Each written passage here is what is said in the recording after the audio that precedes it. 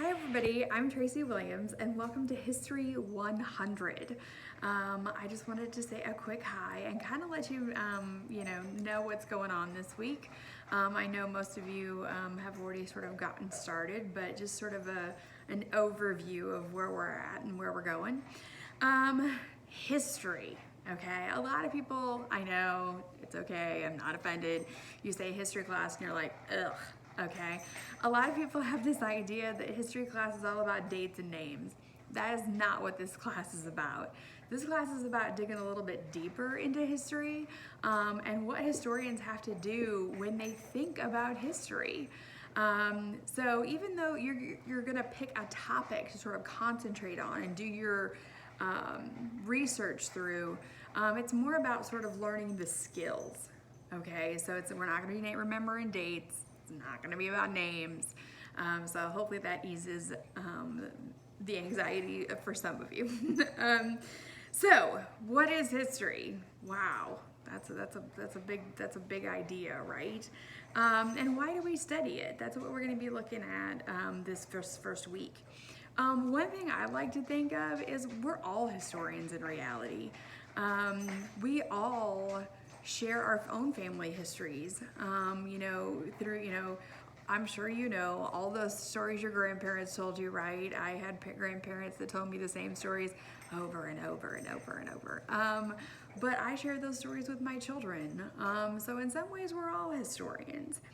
One thing we are going to be talking about in class this week is bias, because a lot of people can't imagine that history has bias. But I want you to think of it this way. I'm sure some of you have heard the phrase, the winners write history, right? If you picked up a textbook in the United States and read about the American Revolution, and then you picked up a textbook in Great Britain and read about the American Revolution, I would hazard to guess they're not written the exact same way. Just like if you had, like if you pick up a regular textbook that's written from the white man's perspective regarding, Indian wars, it would be very different than if it was written actually by a Native American. So you have to understand, and by bias, I don't necessarily mean negative, but there is a bias there that leans sort of one way or the other. I'm not saying either is wrong. I'm not saying either that we can't learn something from these sources. But there is sort of this element that we need to understand. What angle is the author coming from? What bias might they have? Like I said, and I don't necessarily want you to think of it as a negative. It can be, but I want you to think of it as, like I said, why should I question maybe some of the things that this author is writing about? And last but not least, one thing we really need to understand in week one, I'm going to post a chart in class here in a second, and hopefully that will help. The difference between primary sources, secondary sources, and what they call tertiary sources.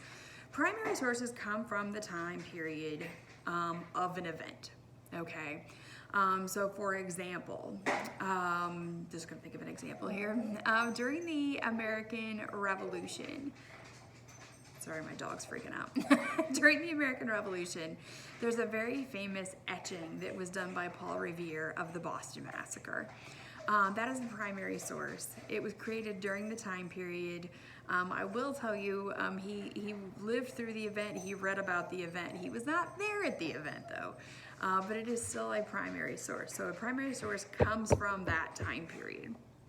A secondary source is a source that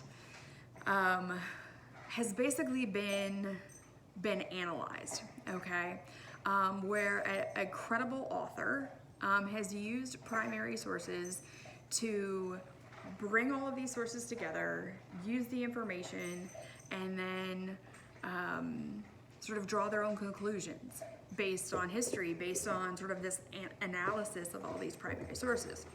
Tertiary sources, I'm gonna ask that you avoid, okay? Tertiary sources would be, for an example, an encyclopedia, okay? Not to bash history.com, but history.com.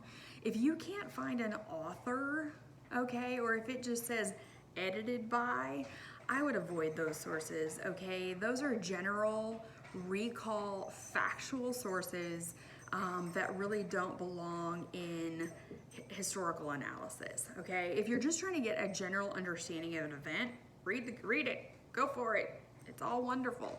But I would not use that as a source in an assignment. Same thing with Wikipedia. For the love of God, please don't use Wikipedia. Like I said, I think Wikipedia has its place, especially with some of the, if you've ever sort of really dug into Wikipedia, there are tons of sources at the end that are important. Sorry, things keep popping up. That are important, but like I said, there are sources at the bottom, but I would avoid Wikipedia in general because it's not a reliable source. It is written in general by the public and it can be changed at any time. I'm not sure if you're aware of that. Anyway, I try to keep these to about 5 or 6 minutes, so I'm a little over time. So I'm just gonna say welcome to class. If you have questions at any time, please contact me. You can also contact me, text me. I said I try to check one email about once a day, but if you need me more immediately, text me. When you do, I would ask that you include your name because just getting a phone number doesn't always help. Anyway, I hope you're all having a good day. Like I said, if you need anything, let me know. I hope week one goes well, and I'll be talking to you guys soon. Bye.